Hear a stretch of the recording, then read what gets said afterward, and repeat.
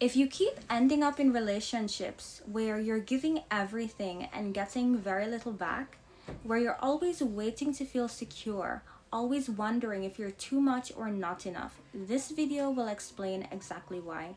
And it started long before your first relationship ever began. Most people think their romantic relationships and their childhood have nothing to do with each other. They have everything to do with each other. Everything you learned about love, what it looks like, what it feels like, and what you have to do to keep it, you first learned that from your parent. And if that parent was narcissistic, here's what love taught you. It taught you that love is predictable. Sometimes it's warm, sometimes it's cold, sometimes it's critical or cruel, and you never know which version of it you're going to get. It also taught you love is conditional. You have to earn it, be agreeable enough, be useful enough, make yourself small enough. And the moment you take up too much space is when it gets taken away. It also taught you that love is something that you have to work for. You monitor moods, you manage emotions, you give and give and give, hoping that eventually it will be enough. And then you grow up and you walk into your first relationship and your nervous system looks around and it says, I know how to do this. I've done this before.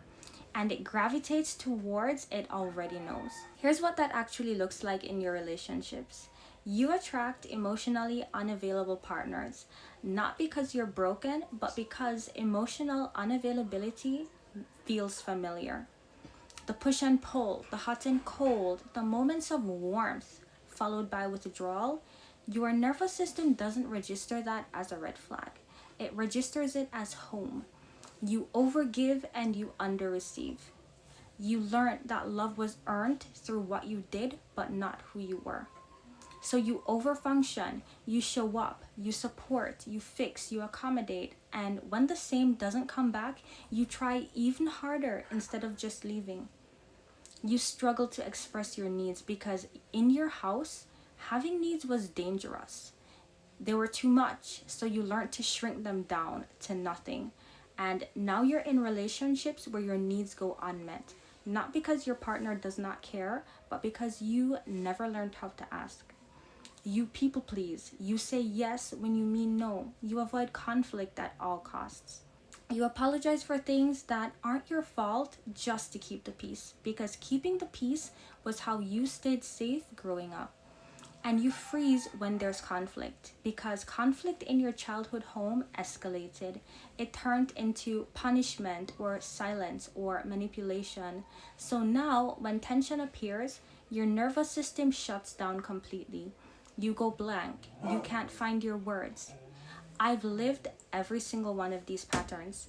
Overgiving in relationships, attracting people who were emotionally unavailable, struggling to ask for what I needed, people pleasing until I had nothing left to give. And I didn't understand why until I started connecting it back to where it all began.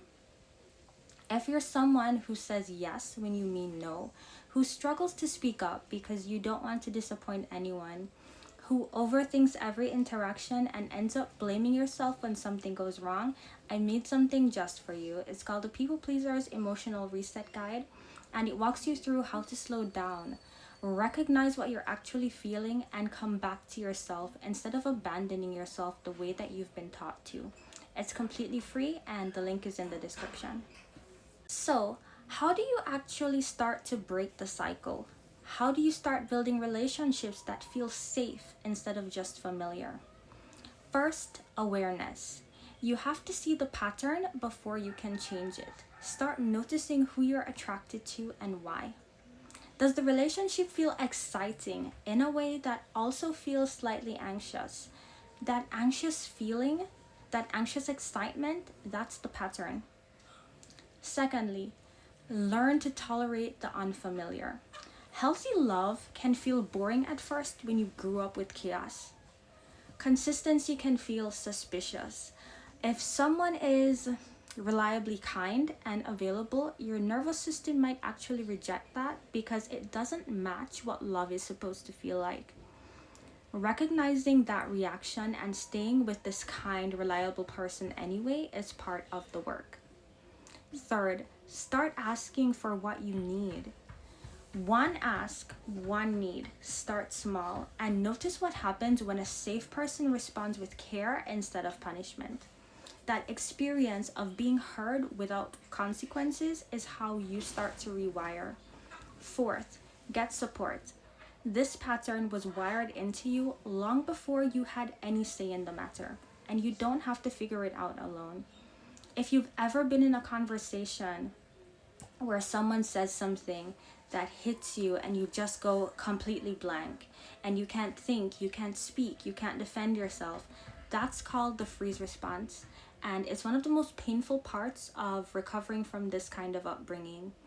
I created the freeze recovery response kit specifically for that moment. It gives you word for word scripts for when your mind goes blank with your family, in your relationships, and at work. So you never have to walk away wishing you had said something again. The link is in the description.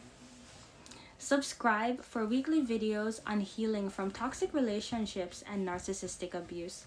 Comment below, do you recognize any of these patterns in your own relationships? I read every single comment. Take care of yourself. I'll see you in the next video.